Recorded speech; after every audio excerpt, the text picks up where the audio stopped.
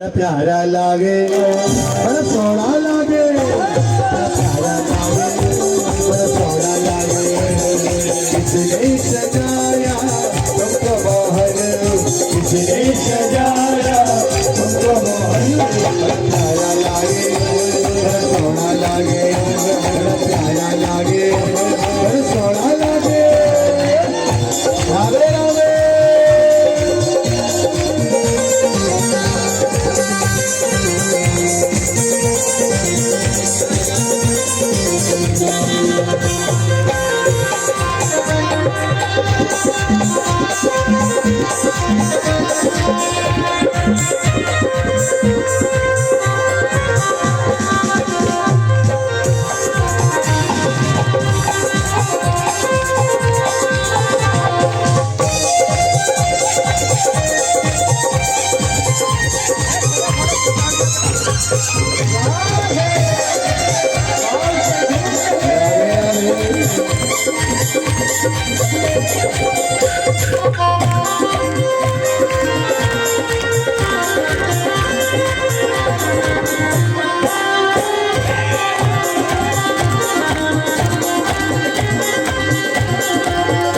तेरी मुरली थी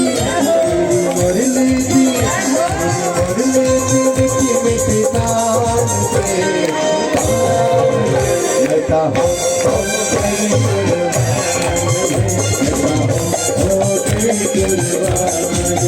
तेरी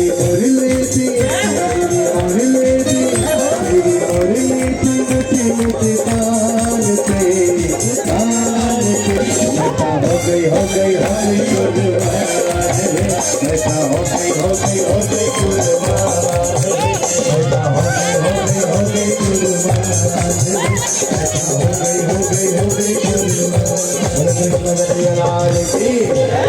तुरंत बैठी जल्दी जो देरी करेंगे उसको पाप लगेगा। जल्दी बैठे तुरंत वो खड़ी क्यों हो गए माता ऐसा बैठे तुरंत बैठे अभी कृष्ण जन्म होना बाकी है। मैं तो अभी प्रसंग में कहीं गया ही नहीं अभी तुरंत जल्दी जो नहीं बैठेंगे उसको पाप लगेगा। देख लीजिएगा पाप लगेगा। बोले कृष्ण कन्हैया लाल की।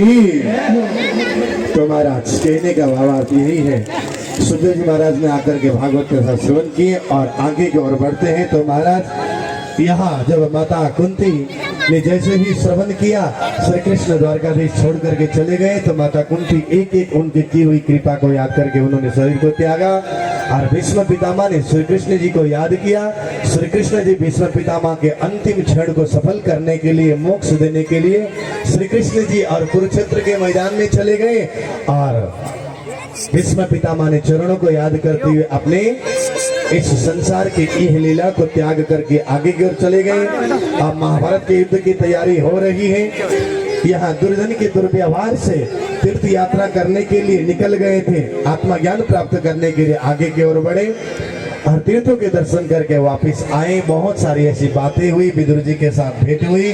विदुर जी फिर आए, धृतराष्ट्र जी को जाकर के समझाया कि इस तरह से मोहमाया में मत बैठिए, दुनिया और परमात्मा का भजन करिए। आगे की ओर बढ़े तो महाराज और आगे की ओर बढ़े तो अंत में जब श्री कृष्ण ही चले गए तो इस दुनिया में हमें रह करके क्या करना, ये सोचकर के पांच पांडव ने निर्णय किया महाप्रयाण करने के लिए हरिद्वार चले गए। राजा परीक्षित को सब कुछ सौंप करके हरिद्वार चले गए, गंगा स्नान किया, ऋषिकेश चले गए, देवप्रयाग होते हुए नंद प्रयाग, कर्ण प्रयाग, रुद्र प्रयाग, विष्णु प्रयाग होते होते बद्रीनाथ धाम चले गए। बद्रीनाथ धाम से होते हुए स्वर्ग चले गए। जिसको भी जिस चीज का अभिमान था उसके कारण वो स्वस्थ शरीर स्वर्ग नहीं जा पाए। और महाराज ये प्रसंग हम लोग फिर परमात्मा ने चाहा श्रवण करेंगे। आगे शुक्रताल में 88,000 ऋषिगण विराजमान है। सुखदेव जी महाराज मध्य में अर्ध विराजमान। कथा प्रारंभ होने वाली है। खूब सरस प्रश्न किया है, उसका उत्तर मैं बताता हूँ, सुनो कि एकांत में बैठ करके परमात्मा का ध्यान करो। जिस देश में जिस भेष में देश और विदेश में रहो, राधा रमन कहो। सुंदर उपदेश दिया। और आगे की ओर महाराज यहाँ सृष्टि के विषय में बहुत कुछ उन्होंने वर्णन किया। सुत जी महाराज कहते सुनो को कश्यप की 13 पत्नियां थी और उनसे सृष्टि के प्रारंभ हुए, लेकिन अंत में एक दिन सायकालीन समय में दीति ने आकर के कश्यप मुनि से पुत्र के मांगने के रुद्र भगवान का अपमान हुआ। रुद्र भगवान ने श्राप दिया और दो बालक हुए और उन बालक का नाम रखा गया हिरण्याक्ष और हिरण्यकश्यप। लोग बोलते कलयुग आ गया है, कलयुग आ गया है, कलयुग आ गया है। सत्ययुग में क्या राक्षस नहीं थे? त्रेता युग में राक्षस नहीं थे? द्वापर युग में भी राक्षस थे, तो कलयुग में कौन सी बड़ी बात है? राधे राधे। तो इसीलिए महाराज आप पृथ्वी को कैसे लेकर के आए?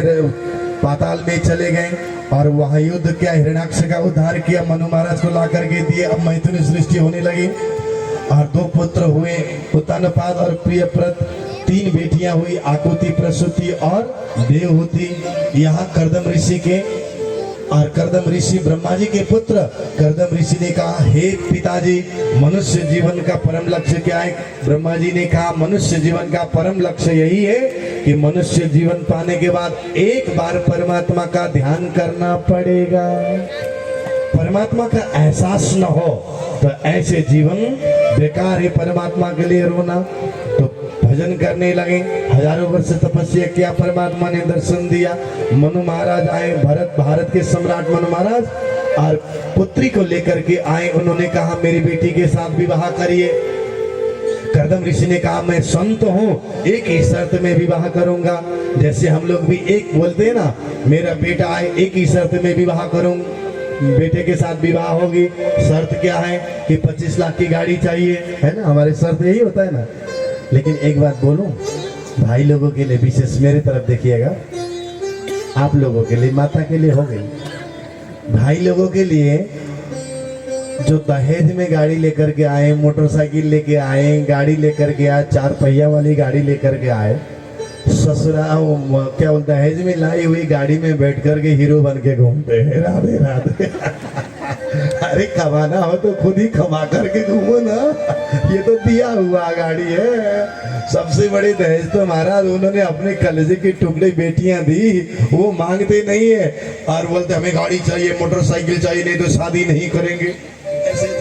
बाकी मैं यहाँ की बात नहीं कर रहा हूँ, झाबुआ वाले, गुजरात वाले तो बहुत अच्छे, और जो भी कथा सुनने वाले भविष्य में वो भी बहुत अच्छे हैं।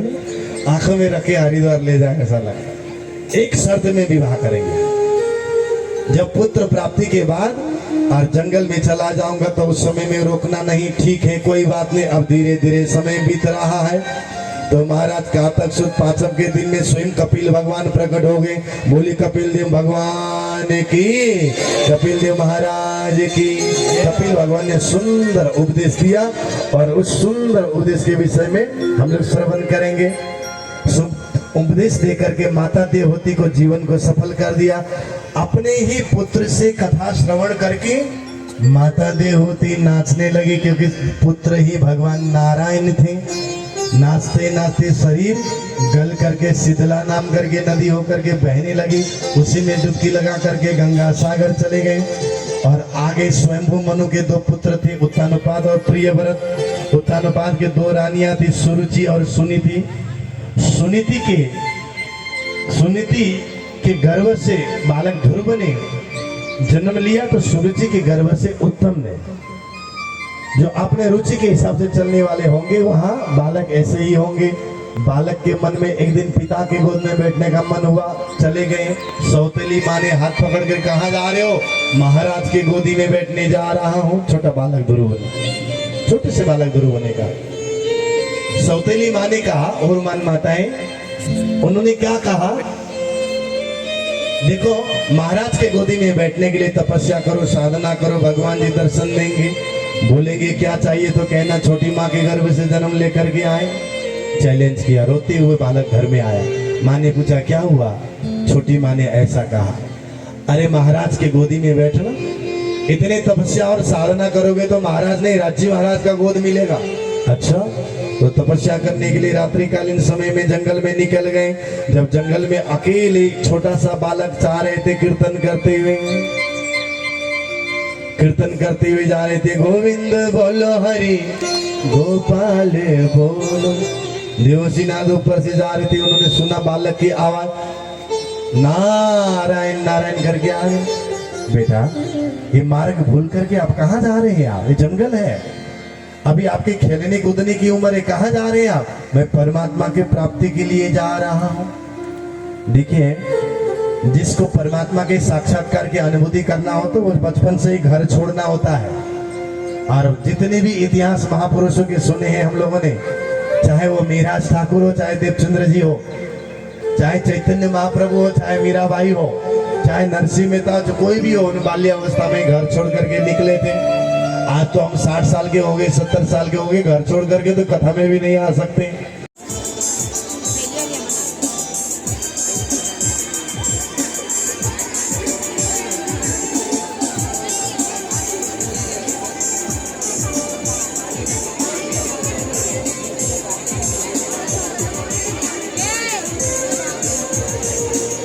थोड़ा जल्दी करें और आरती